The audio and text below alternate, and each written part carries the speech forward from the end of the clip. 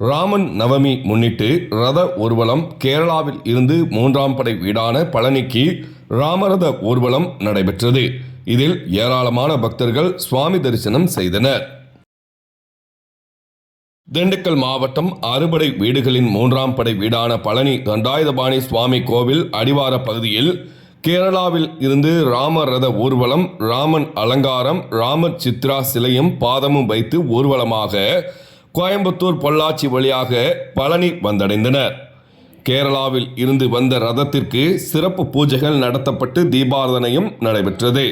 பின்னர் கேரளாவில் இருந்து வந்த ஆதினங்கள் பழனி திரு ஆவினன்குடியில் தரிசனம் மேற்கொண்டனர். அவர்களுக்கு பிரசாதங்கள் வழங்கப்பட்டன. பின்னர் ராமர் சீதை சிலையும் பாதமும் பழனியில் இருந்து மதுரை, ராமநாதபுரம், ராமேஸ்வரம், கன்னியாகுமரி, தூத்துக்குடி என பூஜைகள் மேற்கொண்டு மீண்டும் கேரளாவுக்கு செல்ல உள்ளதாக தகவல் தெரிவித்தனர். இந்நிகழ்வில் பழனியைச் சேர்ந்த இந்து அமைப்பினர், பொதுமக்கள் என ஏராளமானோர் கலந்து கொண்டனர்.